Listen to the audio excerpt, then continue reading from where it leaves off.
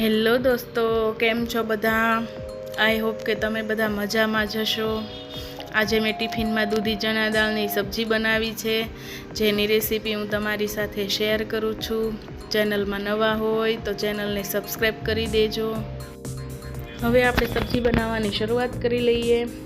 એના માટે મેં 1 કપ જેટલી ચણા દાળને 4 થી 5 કલાક માટે પલાળીને રાખી હતી। આપણી દાળ સરસ સોફ્ટ થઈ ગઈ છે। આપણે અહીંયા 250 ગ્રામ જેટલી દૂધી લીધી છે અને એને આ રીતે ડાઈઝમાં કટ કરી લીધી છે। હવે આપણે શાકનો વઘાર કરી લઈએ। એના માટે મેં કુકરમાં 2 થી 3 ચમચી જેટલું તેલ લીધું છે।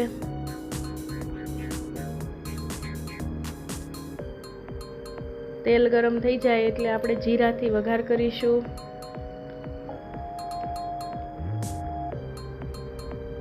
હવે આપણે હિંગ અને હળદર પણ એડ કરી દઈએ।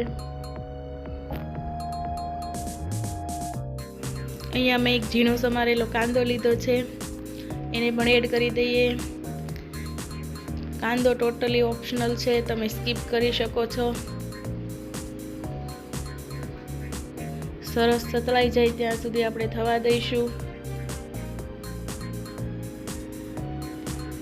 આ રીતે આપણો કાંદો સોફ્ટ થઈ જાય પછી આપણે આદુ મરચાં લસણની પેસ્ટ એડ કરી દઈએ અને એને પણ બરાબર રીતે સાતળી લઈએ।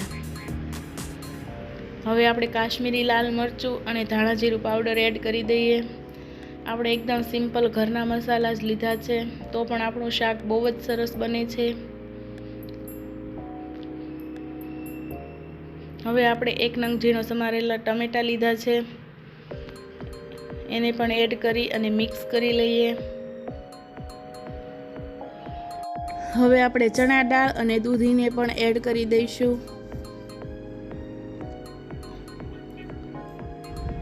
સ્વાદ પ્રમાણે મીઠું એડ કરી લઈએ અને ગળપણ માટે આપણે થોડો ગોળ લીધો છે। હવે આપણે બરાબર મિક્સ કરી લઈએ।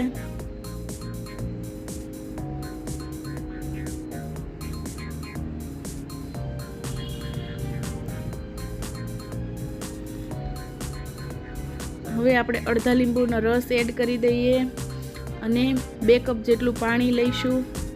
પાણી સબ્જી ડૂબે એટલું જ લેવાનું છે, કારણ કે દૂધી પણ પાણી છોડે છે, તો પાણીનું પ્રમાણ આપણે ઓછું લઈશું।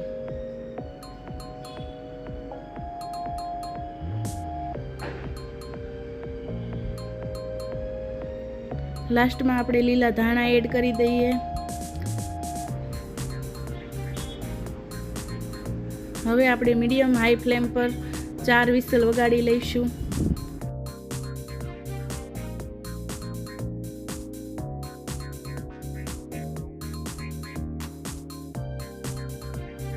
આપણું સબ્જી એકદમ રેડી છે।